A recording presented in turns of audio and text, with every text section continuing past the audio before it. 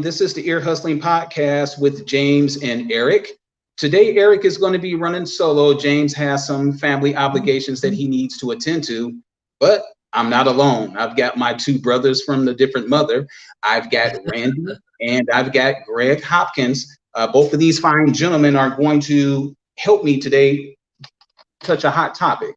Obviously, the political climate in this country has been, well, it's been interesting to say the least. If anybody saw the last presidential debate, well, we don't really want to get into that. But one of the comments that I made, it seems like it was like two high school kids in a lunchroom just throwing jokes on each other. That basically what the last presidential debate reminded me of. So hopefully we'll have a little bit more decorum on the upcoming debates, if there are upcoming debates.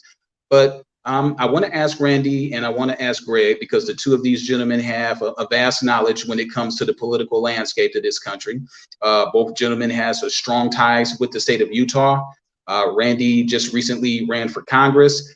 Greg used to be the chief of staff for Senator Bennett out over in the great state of Utah. And they've got so many lofty credentials that it probably would take me a lot more time than I have on this show to list all of the great things that the both of these gentlemen have done in terms of public service. So one of the things that I want to touch to, and Greg, will get your input first. President Trump, as we know, was just recently diagnosed with COVID-19, him and the First Lady. Yesterday, he decided that he wanted to take some photo ops, I guess, for lack of a better word, just to kind of reassure the public that he was actually in control. And now today we hear that he's going home. I thought the whole purpose of the quarantine was not only to keep yourself safe, but to keep other individuals safe. What are your thoughts about that? And then, Randy, I would like to hear from you after Greg, please. Yeah, well, thank you, Eric, for having us on. And this will be a lot of fun to talk about. So look, it is usual to quarantine for 14 days. We all know that. Maybe he can do that in the White House. Maybe he can do that in the residence and do just fine. Seems to me that it's unusual once he was at the medical center that he didn't just stay there. The parade yesterday just seemed to me that was in perfect keeping with President Trump's persona. Wanted to go out and see his adoring fans. And, for me, that's a little bit off-putting because he puts people at risk in doing that. He puts people at risk who have to get him to the car and drive the car and all of that. And he should have just stayed quarantined, in my opinion.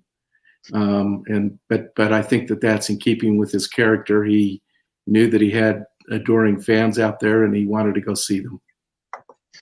You know what? I can agree that there's a certain segment of the population that loves the president. I'm going to try to be as non-biased as I can. I will try also. There's I know. There's a lot of moving parts when it comes to the president having to leave anywhere, because obviously he can't go anywhere alone. There's countless of law enforcement, whether we're talking Secret Service or local law enforcement. Of course, there's his staff that has to be with him at all times, just in case an emergency occurs. And then these other individuals outside of that, they have to go home to their families or get themselves quarantined. So in my opinion, I can understand him wanting to reassure the country that he is in control. So I've got no problem with that. But my thing is, why didn't he just simply stay at home, or stay at the White House, as opposed to making like a one-day trip? An entire medical wing was cleared for the president, as well it should, because he's the commander in chief. But in my opinion, it's a certain amount of insensitivity for the way that everyone is, at his beck and call, to make sure that his health is secure. And for him to just leave like that, I think it's a little irresponsible. But, that's me on my soapbox. Randy, what about you? What's your opinion on the president and the 2-day stay out of the White House? I think this just falls into his constant pattern of not being concerned about anyone else but himself. And how does it make him look to the public? I think that's what this is all about. From what I've heard from the doctors, I think he was in kind of some serious health situation with the COVID when they took him to the hospital. So I think that was probably a very good move to have him go to the hospital to get treated as the president of the United States. He shouldn't stay in the White House. He should have gone. But the shenanigans of yesterday, I think that was ridiculous.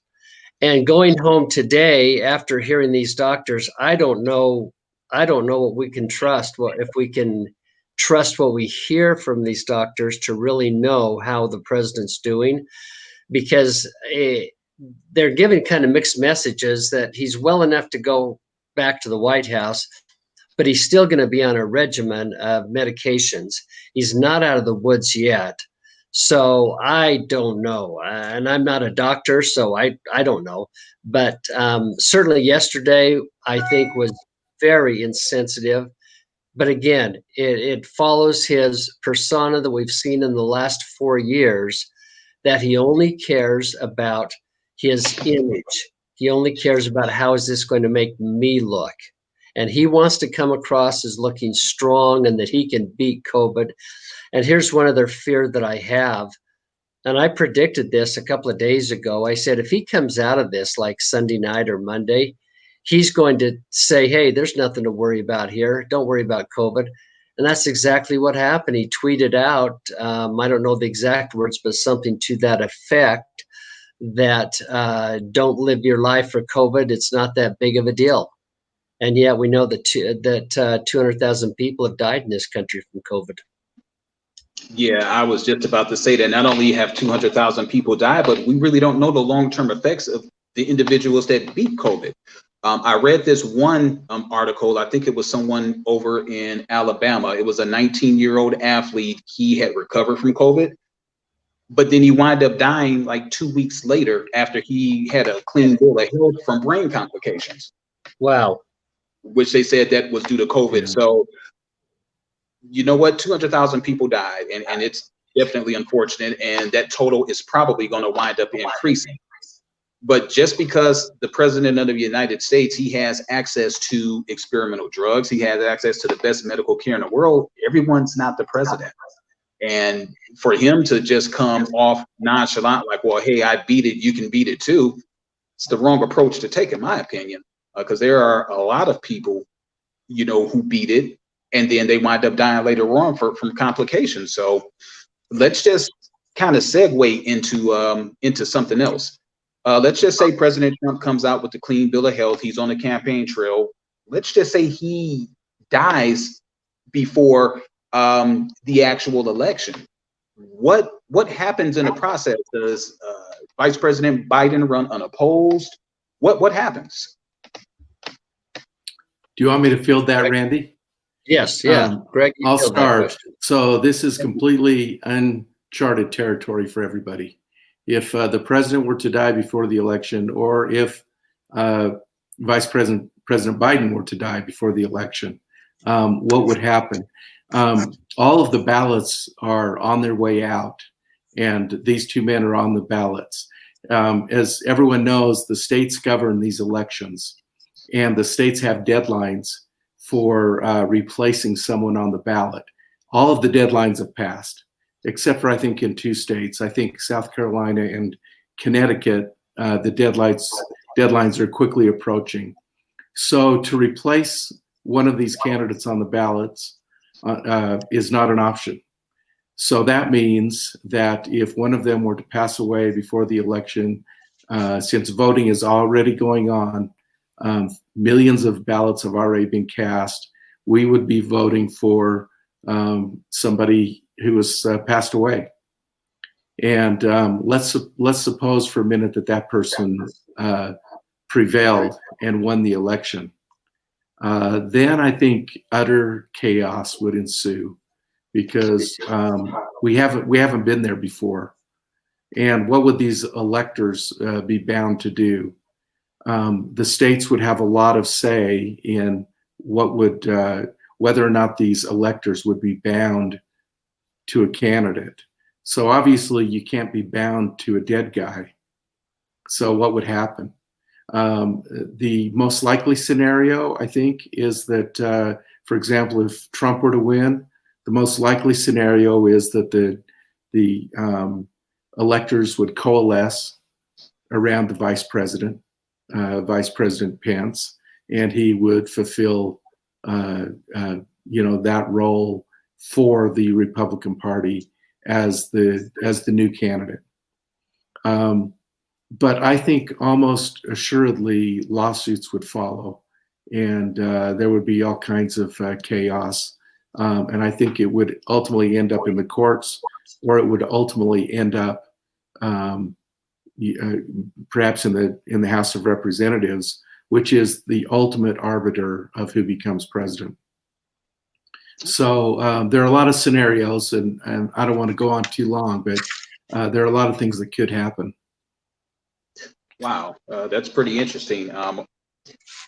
Well, I've got a hypothetical. Let's just say it happens after the election. Let's just say that President Trump is reelected, and between the day after the election and the Electoral College being counted, what happens if he passes away during that time frame? Randy, do you know the answer to that? No, I was going to let you answer that. I think Well, look, here it is.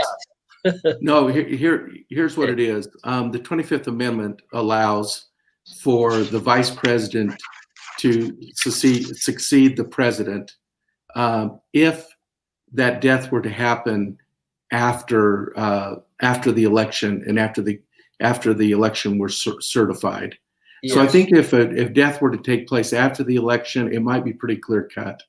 Yes. And either Kamala Harris or Vice President Pence would become the president of the United States. Here's the one thing that is important to remember. There are these dates that we can't get around the dates. We can't get around November 3rd as the election day. Nobody can change that date. Nobody can change the date of December 14th when the electors cast their votes. Nobody can get around the date of January 3rd when the new Congress is put into place. And remember, it's the new Congress that selects or certifies the electoral college results. Okay. Which is really important. Whether or not you have a Republican or a Democratic Congress in place on January 3rd, because the electors are not certified by Congress until January 6th. And whatever happens in the courts, on January 20th, there has to be a new president installed. And so, it can't go on beyond that. And presumably the courts would get involved and, do something similar to what happened in 2000 with Bush versus Gore. Okay. And so now it's all starting to come into a little, I'm sorry, I didn't mean to interrupt, Randy. Go ahead.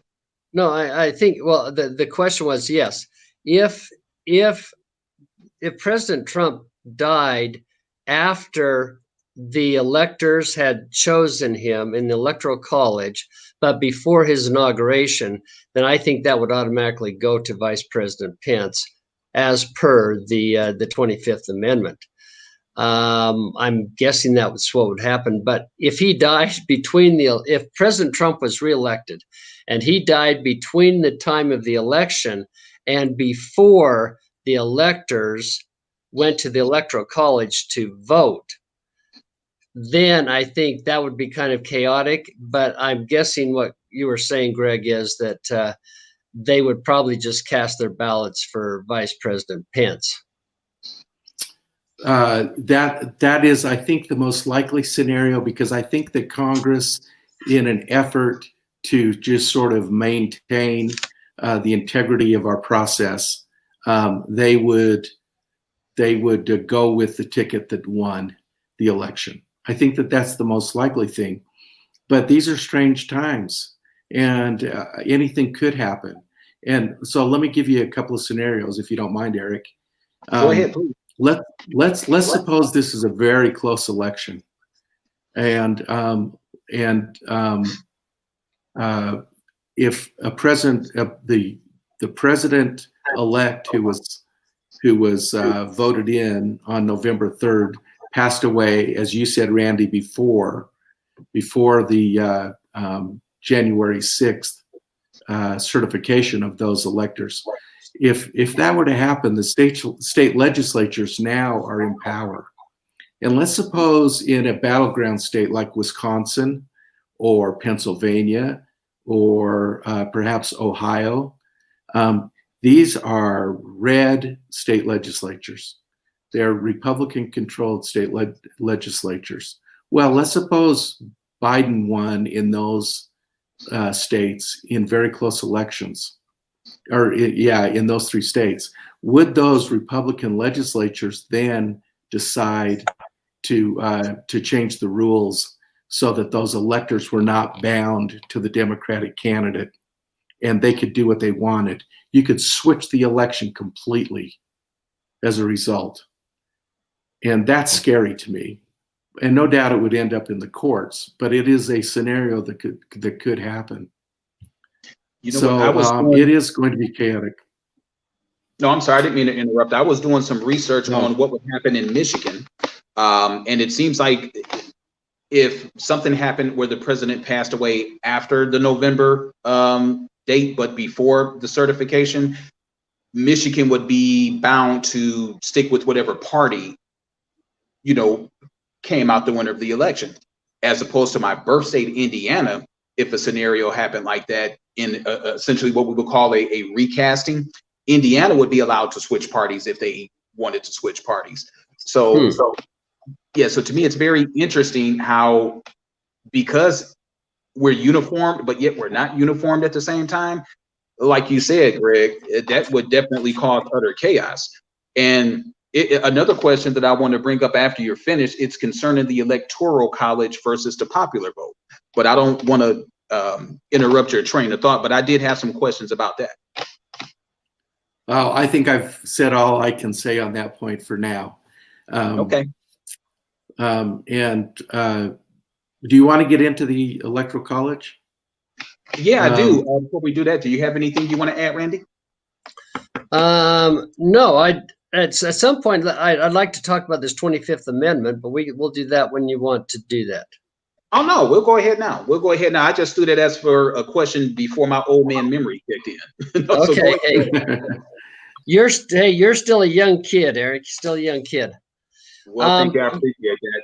Yeah, you know, it's very interesting. The Constitution of the United States is still vague in some areas.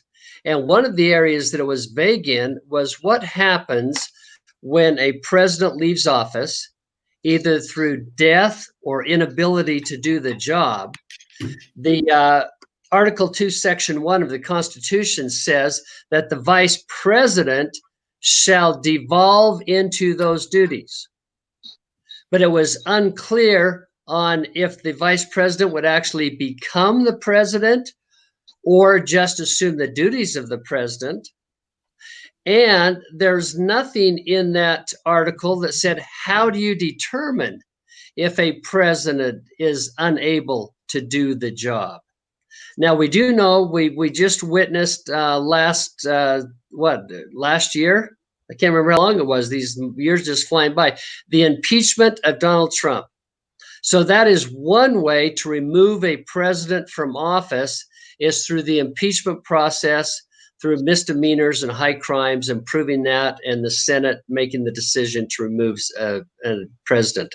So that's one way in the Constitution. But another way, according to Article 2, Section 1, is if the president is unable to fulfill his or her duties, he or she can be removed from office. But it never said how. It never gave a mechanism to remove them from office. So the 25th Amendment to the Constitution had to come about, and that didn't come about until 1967. And so prior to 1967, there was a lot of ambiguity in how this was to work. So there's mainly four distinct sections of this amendment to the Constitution. And the first one clarifies that if the president is no longer in office, the vice president becomes the president, not just acts as the president, but actually becomes the president. That's Section 1 of the 25th Amendment. Section 2 says that if a vice president leaves office for whatever reason, if they resign or if they die, that a president can select a new vice president. And what's so interesting, before 1967, if a vice president left office, either through death or resignation or for whatever reason, a president could not fulfill that position until the next election cycle. And so there were times in our history in this country where it went years where there was a president and no vice president. So that was Section 2 of the 25th Amendment, said, hey, if a vice president leaves, the president can fulfill that. Now, Section 3 also of the 25th Amendment gives permission to the President of the United States to temporarily cede the responsibilities and the power to the Vice President on a temporary basis. And we think, well, when would that happen? Why would that happen? And if a president knows that they're going to go into surgery, for example, they're going to be under anesthesia for a while, the president, before that happens, can sign a document and say that the vice president now has full commanding authority of the presidency, and they can make presidential decisions while I am under this anesthesia. And then when the president comes out, they sign another document and say, hey, I'm back in office now. So that's Section 3 of the 25th Amendment. And that's happened many times. That has happened since 1967 on several occasions. Section 4 is one that has never been implemented, but it's there. And it says that if the vice president and a majority of the cabinet secretaries deem that the president is not fit for duty in the office, that they are unable to perform their presidential duties, then the vice president and the majority of the secretary cabinets can say, hey, you're done. You're out of here. You're no longer the president. And then the vice president takes over those duties. Now, that has never been implemented. That has never been implemented. But what's so curious is during Donald Trump's first year, there were rumors that some people in high levels were trying to get someone to invoke this Section 4 of the 25th Amendment to relieve Donald Trump of his duties, but it never happened. I have a question. Does it have to be the vice president that initiates it, or just anybody within the of cabinet level? Anybody could initiate it, but the vice president and the majority of the cabinet members would have to go along with it. Okay. So if I was the Secretary of the Interior, just to make sure that I'm understanding, I'm the Secretary of the Interior. I can propose to the cabinet, hey, I don't think that our president is fit to lead, and draw up an article and basically just vote on it. And then if it's successful, send it to Congress and he's gone, he or she is gone. Yeah, actually, the way I'm understanding this, and I'm not a constitutional lawyer, but the way I understand this, it doesn't even go to Congress. It just goes that they vote on it and the president's out. Now, but what is interesting, it does give an appeal right to the president. So if the president says, hey, I am fit for duty, what are you guys trying to do? Run me out of here. The president can basically appeal that decision, and the president appeals that decision to Congress. And then Congress gets to vote on that. Wow. That's interesting. Yeah, it very is. Never been invoked. Never been invoked. Well, it looks but like there's a if a president went crazy, this is a good safety net to have in our Constitution as an amendment to relieve a president of their duties if they are not fit for office. Well, I definitely didn't know that the contingency plan was that deep. So it is good to know that there's safeguards involved in case it does get a little too corrupt, a little too power hungry, or it's nice to know that there are safety nets. Yes, yes, yes. I mean, it would have to be really, really outstanding and out there for the majority of the president's cabinet and the vice president to say, "Hey, you're not fit for office." That would have to be something very egregious that the president is doing or not doing that would cause them to do that. But it's there. Yeah, seeing as how what's taking place during the Nixon administration. Of course, we know about Watergate, the Clinton impeachment, and then the impeachment of President Trump. If it didn't get to that point with those type of investigations, yeah, it probably never will. But unless we're talking about crimes like treason and things of that nature, so definitely appreciate that, Randy. Definitely appreciate that. Yeah. I was always, you know what, first of all, before I move on, was there any other questions or any more information that you need to inform us on about the 25th Amendment? No, I was surprised doing some research. I did not realize that it's that new, 1967. Hey, Yeah, I didn't So either. it's a new Yeah. amendment to the Constitution. Yeah, but I think the one that's definitely needed. Oh, yes. The electoral, Yes. the electoral college. Now, you know, we have the popular vote, which is what the average American citizen, you know, does when we go to the polls and we cast our popular vote. And then there's the electoral college, if I'm not mistaken. That is the process that actually elects the president. Right. So how can I put this? The last two elections, we've had the popular vote sway for one candidate, but the electoral college swayed for another candidate. How can somebody win the popular vote but lose the election with the electoral college? How is that? Randy or Greg, either one of you jump in, and please explain it to me. I'm going to let Greg talk. I'm going to let Greg talk about that, but I want to make one comment. The Electoral College does give small states more power or an equal footing with the bigger states, is what the original intenders wanted that to happen.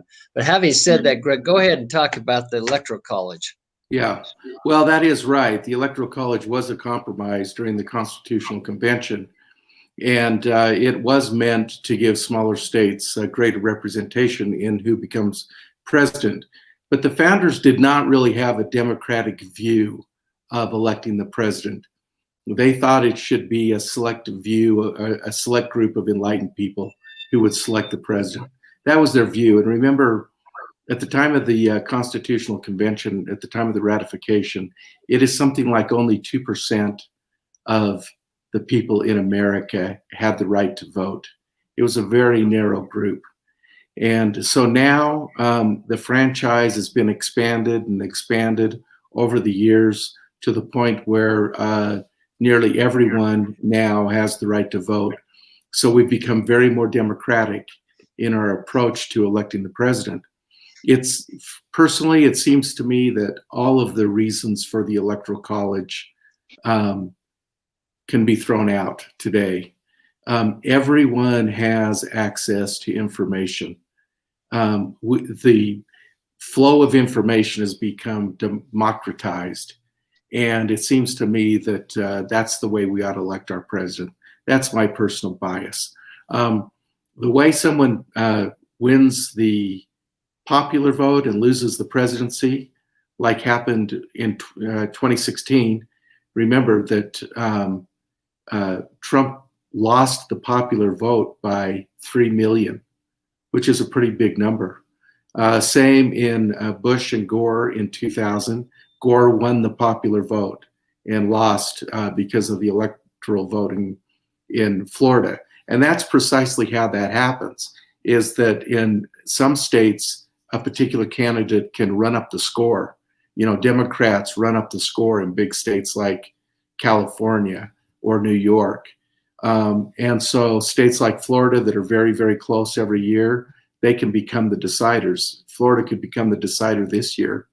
Whoever wins Florida, there's really no path to 270 votes, which is what you need to win the Electoral College. There is really no path for Donald Trump to win without winning Florida. That's why you see Joe Biden is in Florida today. That's critical to that election. So You know, we have had these two elections in the last 20 years that have profoundly changed the course of America.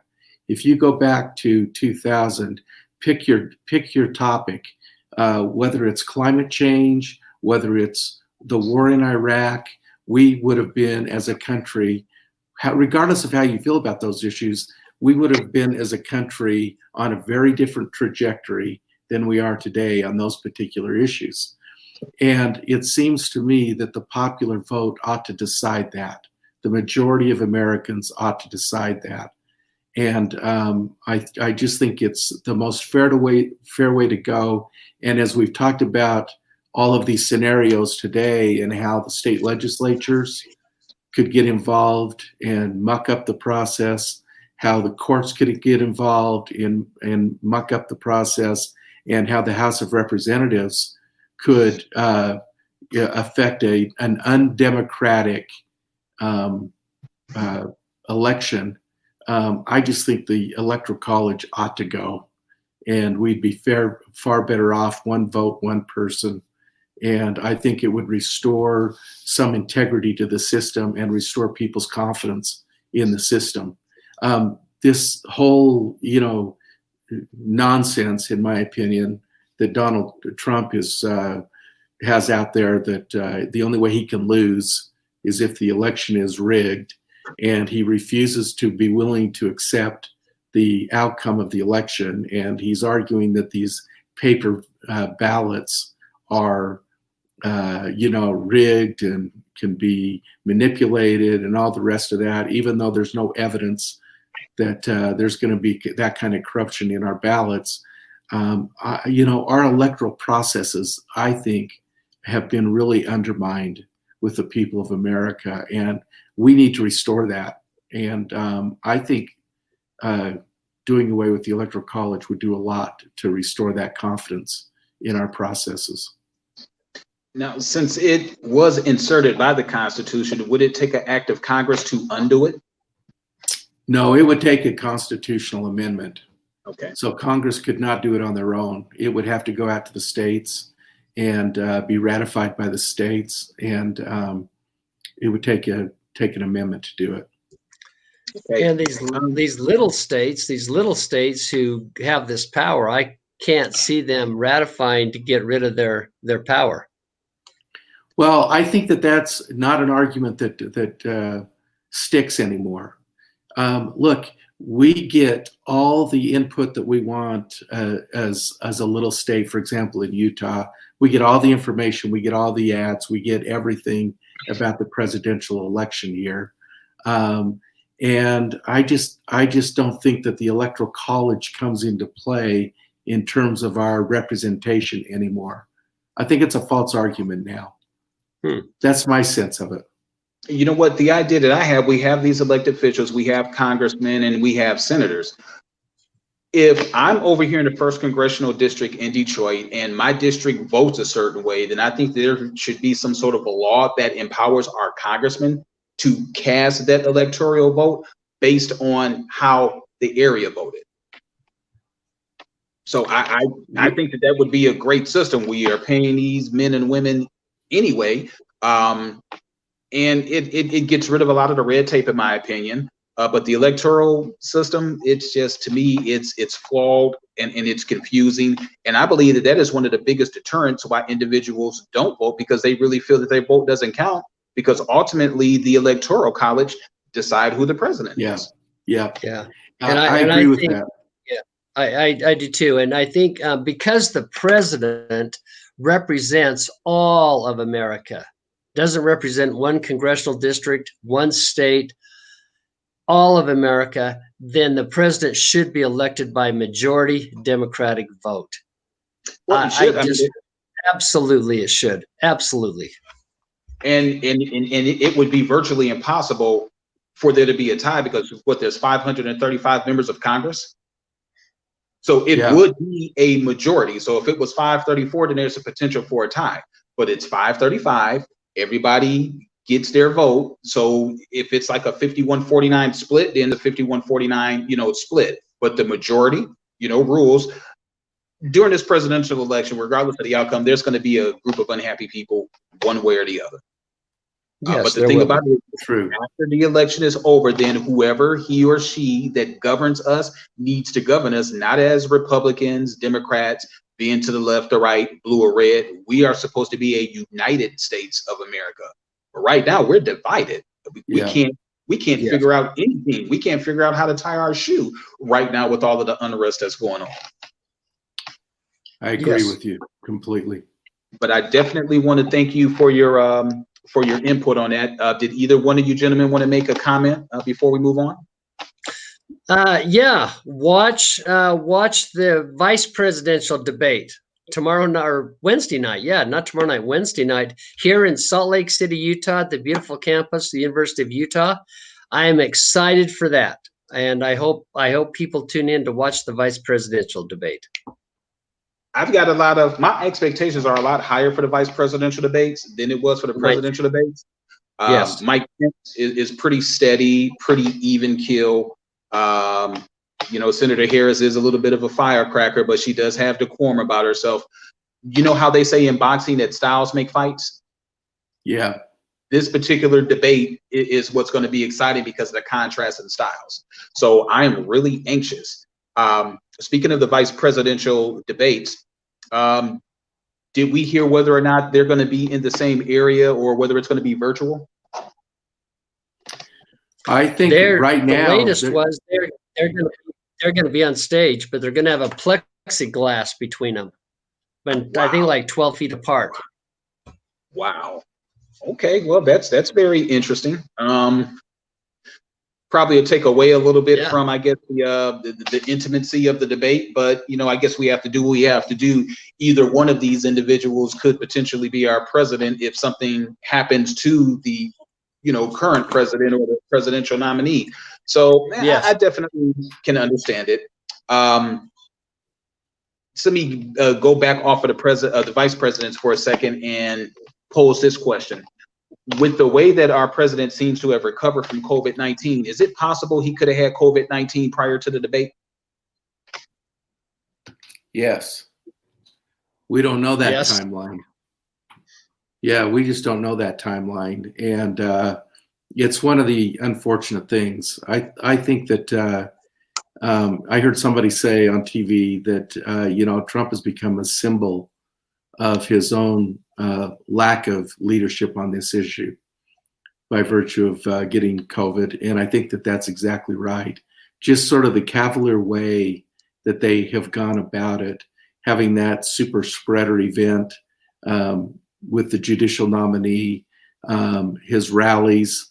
He could have certainly had it at the point in time when he showed up at that debate. And, you saw his family, his staff, and everybody in that hall without masks on.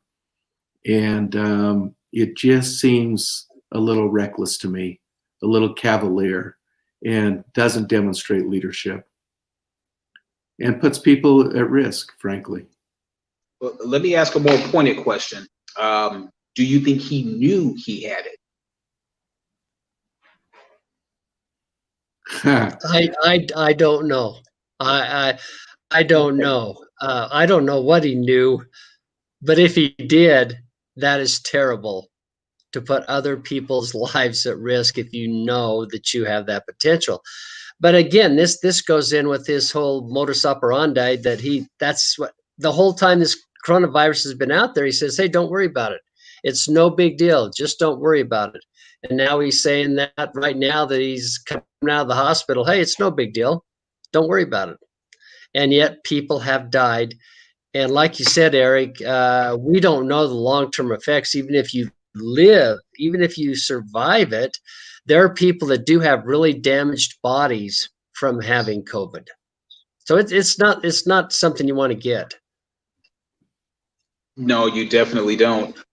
With there being two potential presidential debates left, should we test the candidates, and should the results be made known before they enter the stage? I think the answer to that is clearly yes. Yeah. Did I hear? Do you two remember this? That Trump showed up too late at the debate to get tested for the first one. Yeah, heard that. I think I remember hearing that. Yeah. I think that happened. I was So reading. that just Go ahead. no. No, I was I was just saying that feeds the conspiracy about whether or not he had it before. The fact that he didn't get tested. Well, reading. I just finished reading John Bolton's book about his time with Donald Trump, and he makes the point in there that Trump is purposely late to everything. And I think that's kind of a power thing, that I'm so important, I can be late to everything. And I've noticed that on his press conferences when they're scheduled for 3:00, I have never seen him on time to one of those. And I think that's just, again, hey, I don't have to be. I'm above this, and I've got the power. Well, I guess it's one of those situations where who's going to call out the president for being late? Yeah. Right.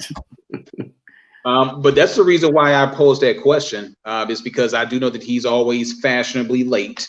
I've been to events, across the country before Donald Trump became president, when he was, doing like seminars, for things like that. And so he's usually like 10 or 15 minutes late. If he's due to give a speech at 7:15, it's usually 7:30 or 7:40.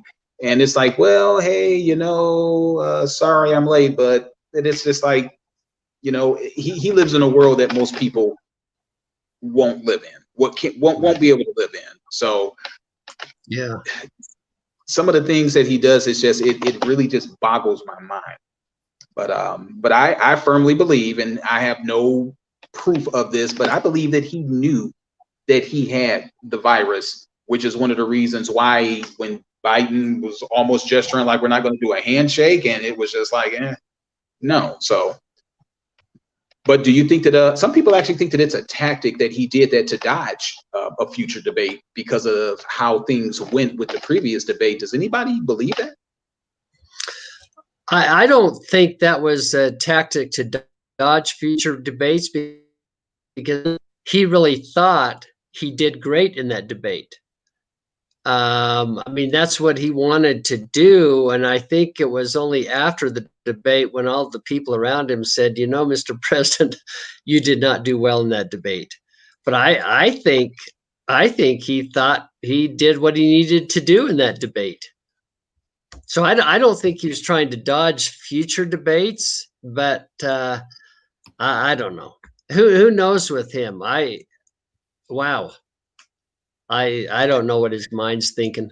The day after the debate was over, I think that it was like $45 million for Joe Biden was raised, and $27 million was raised by the president. I think that got his attention, that he feels like, oh, well, maybe I didn't, because man, it was just incredible, the fallout. And the view of children, that's what really struck me, is that children were like, well, this is the behavior that you told us not to emulate. We've got our president that's name calling, and Vice President Biden was name calling, telling the president to shut up, and all sorts of stuff. It's like, wow, really?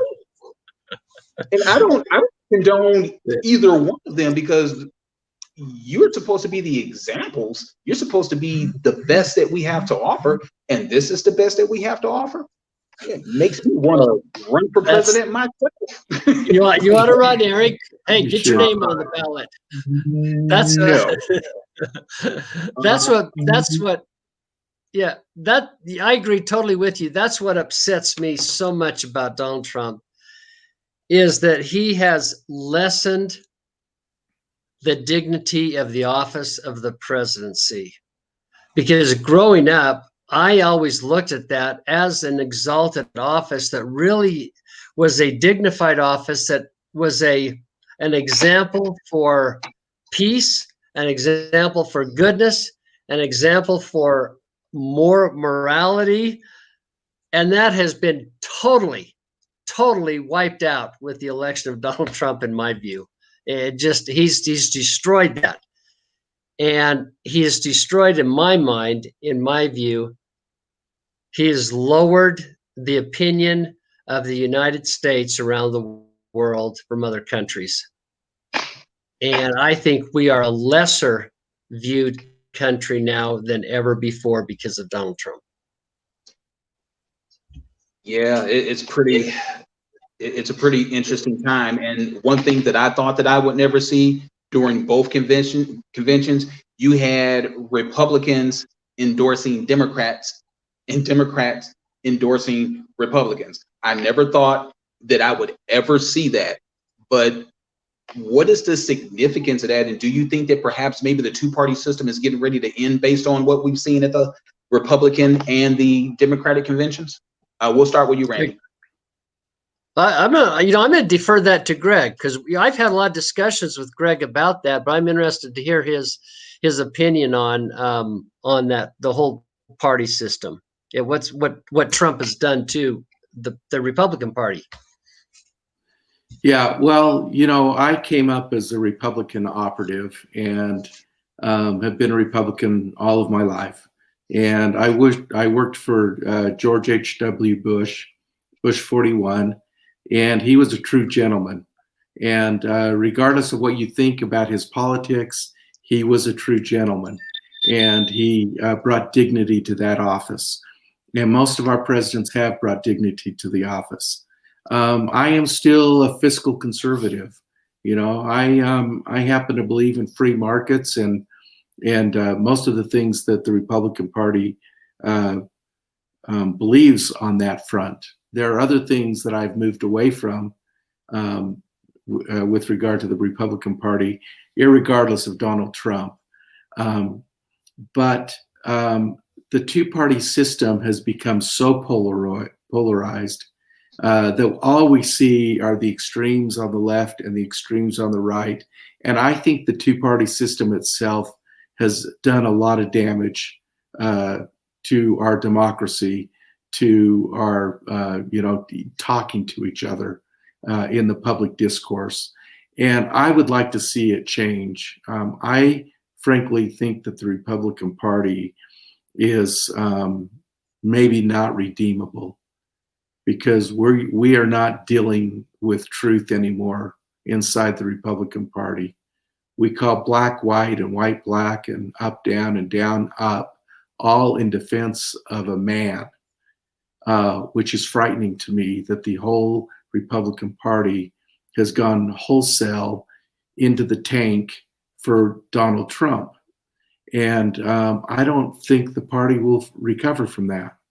I would personally like to see a new emerging center-right party that could perhaps splinter off of the Republican Party and that would have some integrity, because I think the party has completely lost its integrity in the last 4 years. That's my personal view. I'm no longer Republican. I can't adhere to really the nonsense of trying to defend what I view as completely indefensible. So I'm hoping for an emergence of something new. And maybe it's the party of Lincoln. There's this Lincoln Project out there that is disgruntled Republican operatives and former government officials who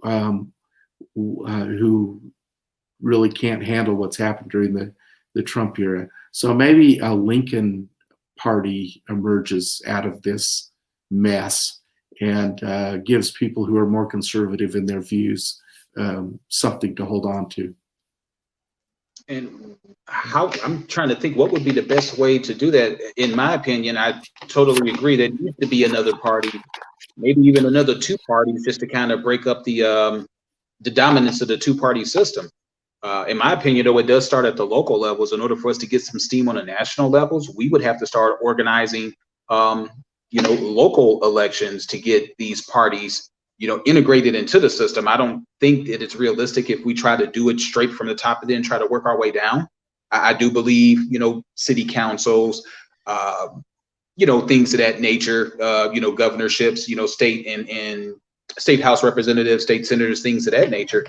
It would just be interesting on who's going to step up and be that leader. And how fast can we organize that so our children aren't having to go through the same things that we're having to go through? Yeah. I think it'd take some time. Yeah. Mhm. Yes. And you know what you're saying, Eric, is what I find is so interesting what you're saying before. We've got one Democratic congressman in Utah who's up for re-election, Ben McAdams.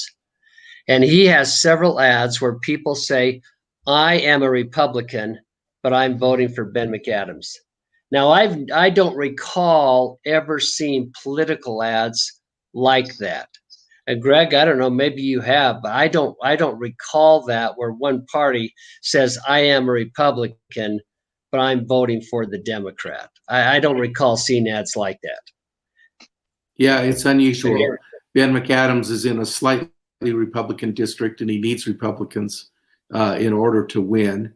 And because of Trump, there is disaffection with a lot of Republicans who are willing to vote for, somebody other than a Republican candidate, who are more moderate in their viewpoint. So I think it's a good tactic for McAdams. I think he'll likely win because of it, because of his crossover appeal. Yeah. You know what? I haven't seen a strong independent candidate. Actually, the last two independent candidates that I've seen that had any success would have been Jesse Ventura when he won for governor of Minnesota. He was an independent. And then H. Ross Perot when he was in the Clinton-Bush Perot election.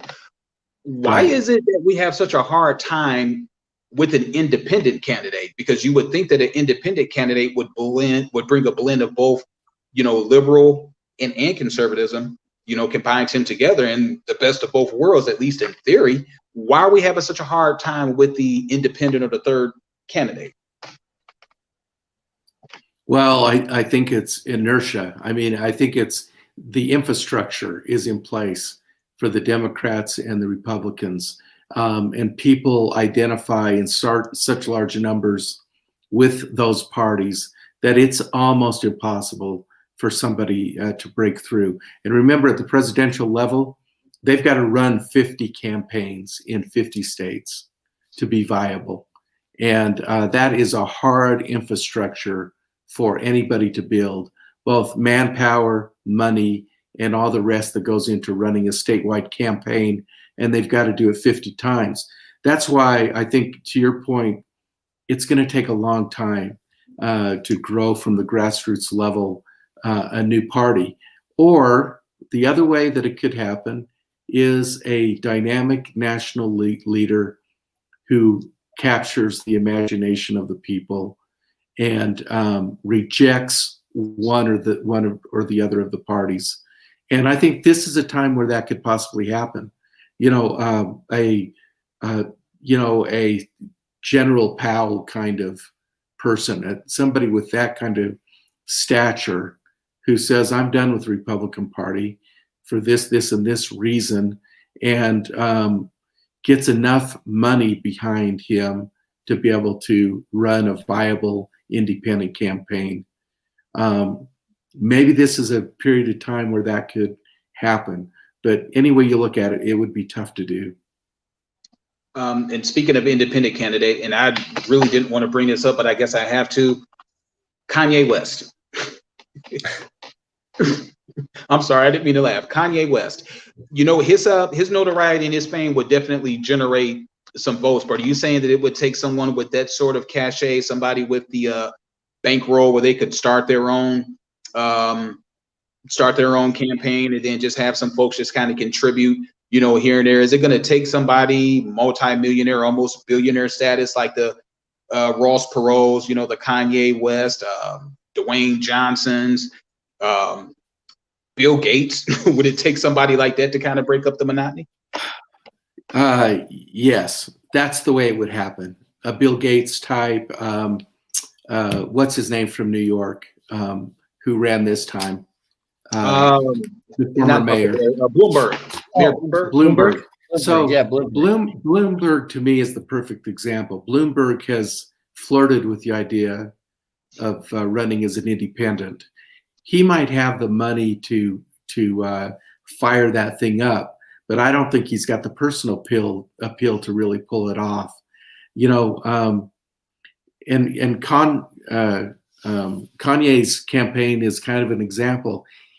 He's, I think, on like one ballot or two ballots, state ballots. You know, you can't be viable unless you get on all of the ballots or most of the ballots. It's just a tough thing to pull out and to pull off. And I just think that the Republican Party has to crumble in order for that to happen.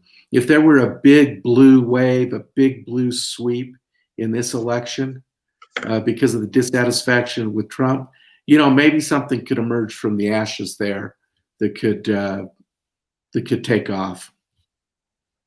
I think it's still a long shot, though. Okay. We're getting ready to wrap up. I do have two more things. One, who do you think is going to be the winner of the election? Not who you think should win, but who do you think will actually win the election? Randy, we'll start with you. I believe that Joe Biden will win the election. I think people have seen what Donald Trump is, what he can do, what he can't do. And I think, you know, he's still got his base and he will always have his base. But I think there's enough people who said, hey, we'll take a chance on Donald Trump 4 years ago, who are now saying, we don't want him for another 4 years. So I do believe that Joe Biden will win the popular election. And I'm so hoping that he wins the Electoral College. And I believe he will. I believe he will. Do you think it'll be close? I think from what the polls are showing, it's not going to be close.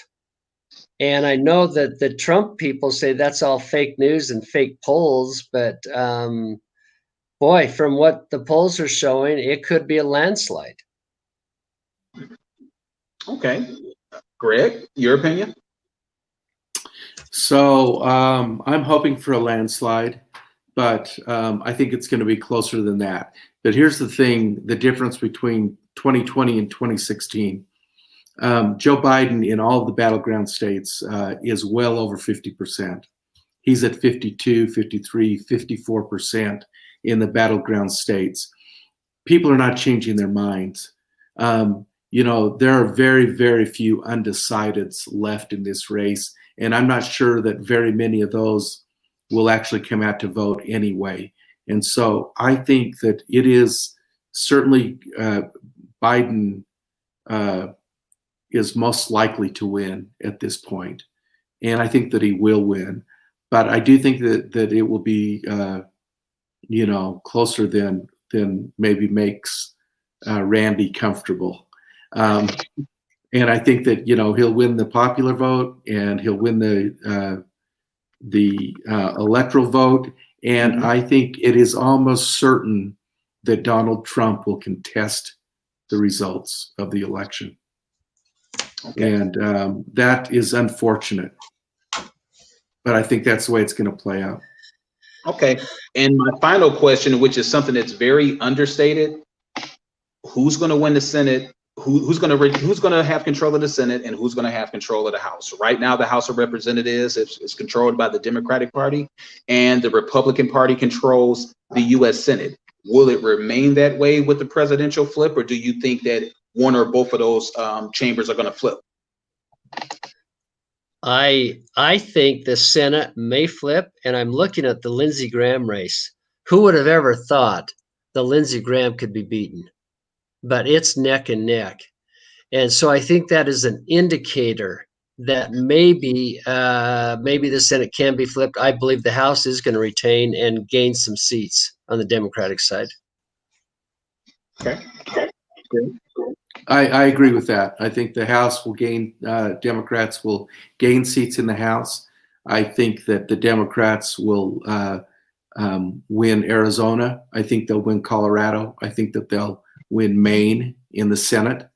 And then you might have one or two others like Lindsey Graham's seat, like Mitch McConnell's seat, that are both contested right now. So Yeah. I do think that I think Democrats will probably pick up 3 to 5 seats.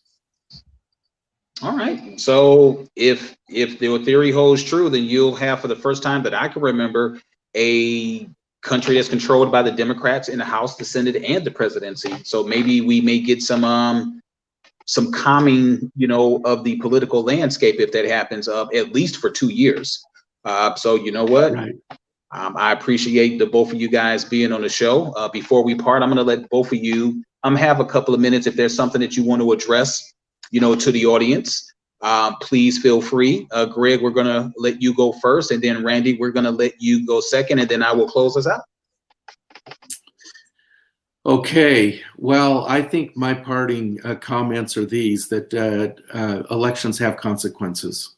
And, I mentioned that as it relates to the year 2000 election, and as it relates to 2016, we can see how elections truly do have consequences, and we can't complain if we don't vote. So I just hope everybody gets out to vote. And thanks, Eric, for having us on. This has been a lot of fun. Well, thank you for joining us, Greg. Randy? Eric, thank you also. And that's what I was going to say. Please go out and vote. And don't think that your vote doesn't matter. It does. And I remember I was living in Michigan in 2016, and I still am in shock that Donald Trump won that election. And I still feel that shock. And it was Michigan that helped him get over the line there. And I know that there was a lack of voters that what turned out compared to when Obama was running. And so please, please, please go out and vote. It makes a difference. You got to go out and vote. And again, I'll put in the plug, the vice presidential debate Wednesday night from Salt Lake City, Utah. So watch it. Well, it's too bad that I couldn't be out there in Utah, because I did have a chance when they had the 50,000 people that were running for the Democratic nominee over at the Fox Theater. I wasn't actually there, but I was near the Fox Theater, and I can imagine that the vibe is just incredible over there in Utah right now, because the vibe was incredible over here in Michigan when we had the nominees here. So I'm going to go ahead and let you gentlemen go. I greatly appreciate it. Hopefully, you guys will accept an invitation to come back on in the very near future. Thank you. Love to do it. Thanks. Well, thank you. Appreciate that. So it has been from their mouths to your ears. Stay safe, America. Thank you. Thanks, Eric.